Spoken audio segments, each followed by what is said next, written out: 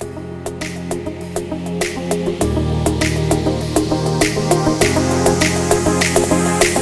afternoon, everybody. Assalamu alaikum. Wa alaikum assalam. It's nice to meet you. I'd like to introduce myself. There's different ways of introducing yourself. Mostly, a lot of people say, this is Dalvin, or this is that person. You can use any way you want. You could say, I am Dalvin, or nice to meet you. This is Dalvin. Any way you would like, it's okay. It's not a problem.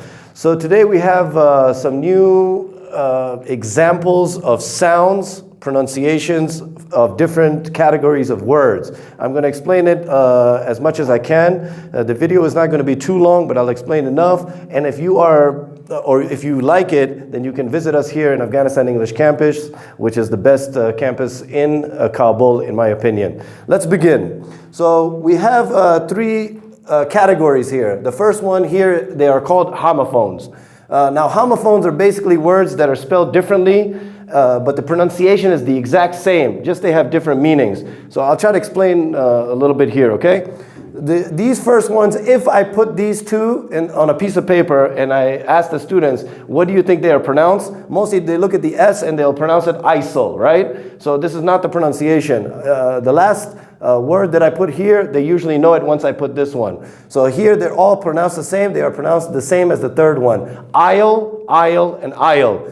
Aisle, if you look in the dictionary, sometimes when you guys look at the dictionary and you look at the synonyms, they will say a certain word, but that word, it has to be in a specific place. I'll give you an example. The aisle here, if you check it, it will say pathway. Now the pathway is in specific areas. One of the specific areas are, like in a grocery store, you have the section 1, 2, 3. These are called the first aisle, second aisle, third aisle. On an airplane, you see that they have rows of seats. The area that you walk is an aisle.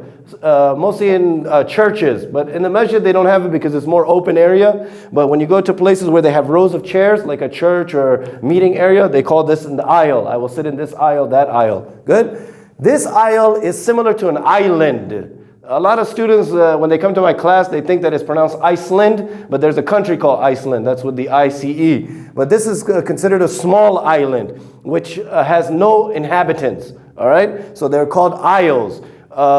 Indonesia, Australia, New Zealand, these are called islands. But you will see smaller ones on the map where you need binoculars to see that it's an island. Those are called isles. Got it? The last one we already know, I will. I'll see you tomorrow, right? So you can use it for that one. Here's another example here. These two are pronounced the same, bear and bear. Everyone knows this bear. I don't need to give you the explanation right now because I'm going to go to the next one, all right? Because we have other categories where some of the homophones will become homonyms as well. This one only has one meaning, which is unclothed, all right? So like if you're not wearing socks or shoes, then you are barefoot, all right? Or bare feet. Here we have the same here. B-Y, B-Y-E, B-U-Y. They're all pronounced the same. Bye, bye, bye, all right? A lot of students have a problem with B-O-Y. That is boy, oi sound. So we will work on that, inshallah, when you guys come. Here, the same thing. We have where, and where. So you could check on your own the synonyms, but I can explain a little bit more in class because it goes more in depth. All right. This last where, it only means like merchandise. It has other meanings under pottery. Pottery is the stuff that you design with clay. All right. Here we have the same here. Council and council. This council is only a noun. It means like a group of people in one area. Like let's say in presidency, in the government, you have to come in as a council, right? Even in courses or universities when you have a group like that. This council has, it can be a noun and a verb. As a verb, it means advise. So I need to counsel this person as soon as possible, advise them. And you can use it as a noun, which is advice with a C, okay? So I need his counsel. I need his advice, all right? It is not advise as a verb.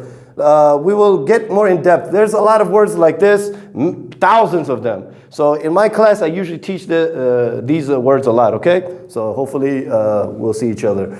Here are homonyms. Now homonyms are basically words that have many meanings. They're not just one meaning. So you can use them in many different categories and different situations. As in here, like we had it here as a homophone as well. The bear here it has, like as a noun, it means like the animal. You guys know the huge animal that it is, right? You can even use it for tolerance, but it could be used as a verb for tolerate as well, right? Like I cannot bear this class. I cannot tolerate it. All right? So it has other meanings as well. What else does it mean? It means to carry, to hold something. Like when a woman is pregnant, they say she is bearing a child. She's going to have, she's carrying a child. Or a tree, it is bearing vegetables or fruits. It is holding it, all right? Like a peach or something like that, it's bearing it. Now here we have another word, wear. Now this wear, mostly the highest synonym in this is to get dressed in. When you dress something, right? Like I need to wear this. But you can use it in a small area about the same clothing style, like shoes.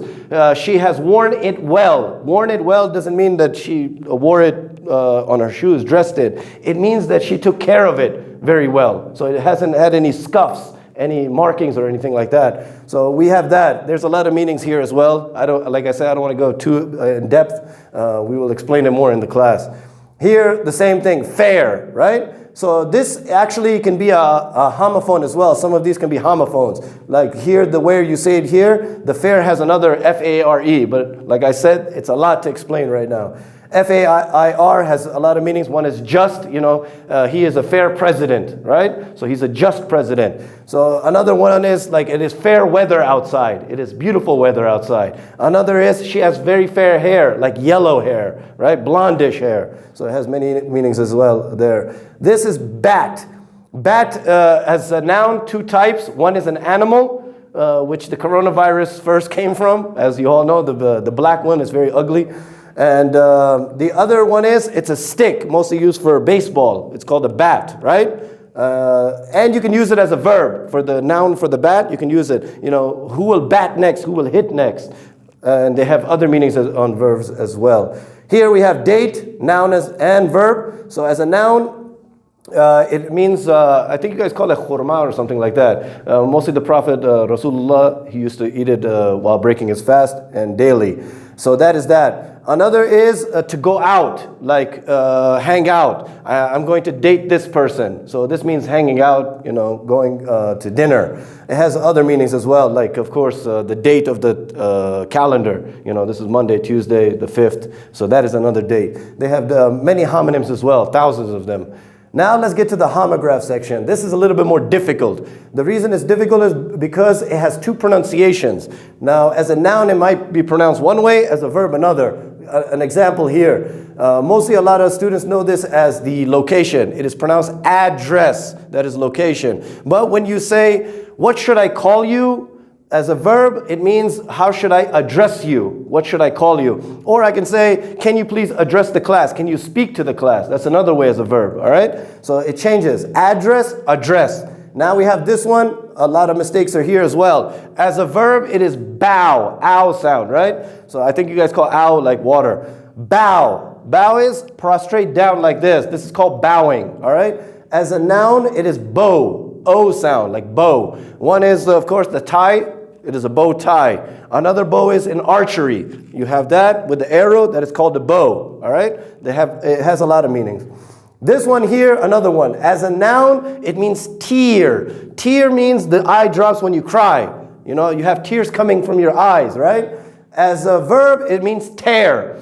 Now, tear is when you take a piece of paper and you tear it. You see the difference? Tear, tear. So that's the difference, all right? Now, here, another one. As a verb, most of you guys use it as a verb. It is pronounced record. That is a verb, right? I need to record my voice, save it. Now, as the other one, as a noun, record. Where do you keep your records on your phone? So that is your statistics, your whatever you saved.